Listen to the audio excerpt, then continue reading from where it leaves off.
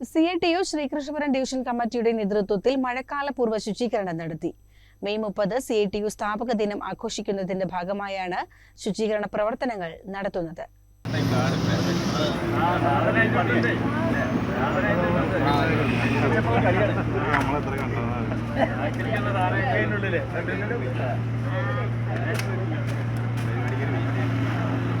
കുളക്കാട് നടന്ന പരിപാടി CITU ജില്ലാ വൈസ് പ്രസിഡന്റും ഒറ്റപ്പാലം MLAയുമായ K. പ്രേംകുമാർ ഉദ്ഘാടനം ചെയ്തു.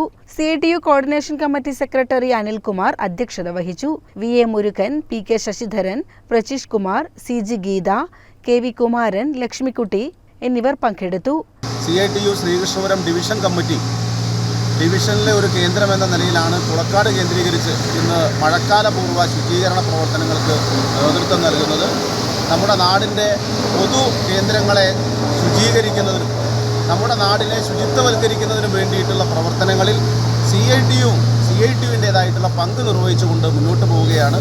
ഈ പരിപാടിയിൽ പങ്കെടുക്കുന്നതിന് എത്തിച്ചേർന്നിട്ടുള്ള മുഴുവൻ സഖാക്കളെയും ഊഷ്മളമായി അഭിവാദ്യം ചെയ്തുകൊണ്ട് CCN കടമ്പഴിപ്പുറം.